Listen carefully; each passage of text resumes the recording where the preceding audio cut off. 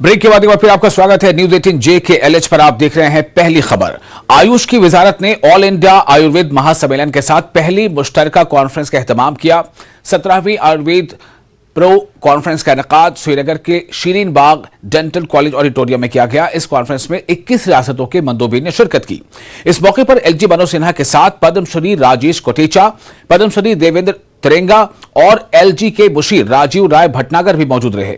इस तकरीब में 40 से ज्यादा कंपनियों ने तावन किया। वादी भर से तकरीबन 250 लोग मजीद स्टेक होल्डर्स मौजूद थे। इस मौके पर LG मनोज सिन्हा ने कहा कि हम जल्द ही एक आयुर्वेद कॉलेज जम्मू में और एक कश्मीर में शुरू करेंगे।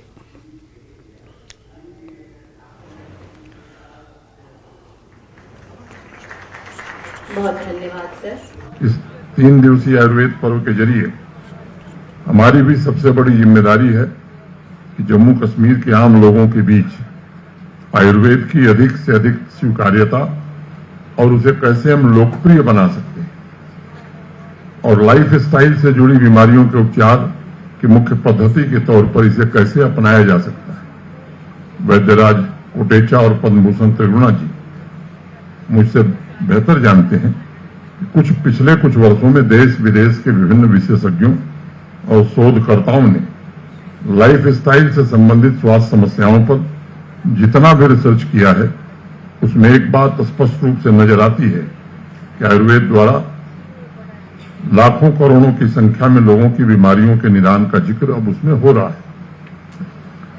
अभी कुछ महीने पहले ही अमेरिका के अखबार न्यूयॉर्क टाइम्स में इस विषय पर एक विस्तृत खबर छपी थी कि क्या अश्वगंधा के इस्तेमाल से तनाव स्ट्रेस संबंधी बीमारियों का निदान किया जा सकता है। और उस आर्टिकल में कई रिसर्चर्स ने इस बात की पुष्टि की है कि अश्वगंधा के सेवन से उन्हें स्ट्रेस से निजात मिली। अमेरिकन आयुर्वेद प्रैक्टिशनर कैथी विलकॉक्स ने लिखा है कि सीजनल तथा लाइफ स्टाइल संबंधी बीमारियों के निदान में आयुर्वेद से बेहतर कोई दूसरा विकल्प दुनिया में मौजूद नहीं। और मैं समझता हूं कि उनके इस विश्वास के पीछे वर्षों की तपस्या, रिसर्च के अलावा आयुर्वेदिक चिकित्सा पद्धति का प्राचीन दर्शन है जो हमारी संस्कृति, हमारी दिनचर्या का एक अहम अंग रहा है। मैं इस बात का भी जिक्र करना जरूरी समझता हूं कि 2019 के पश्चात आदरणीय प्रधानमंत्री जी के मार्गदर्शन में जम्मू कश्मीर यूटी में भी जन स्वास्थ्य के क्षेत्र में आयुर्वेद को उसका स्थान मिलने लगा। देश भर से यहाँ पर इस सम्मेलन में भाग लेने के लिए बड़े बड़े चिकित्सक और एकेडमिशियन सभी आए हैं। यहाँ पर 45 से ज्यादा कंपनीज ने अपने एग्जीबिशन में पार्टिसिपेट किया है। वो भी देश भर से आए हैं और एक प्रकार से आयुर्वेद का शोकेस कि यहाँ पर कश्मीर से बहुत सारे छात्र बाहर आयुर्वेद पढ़ने जाते हैं।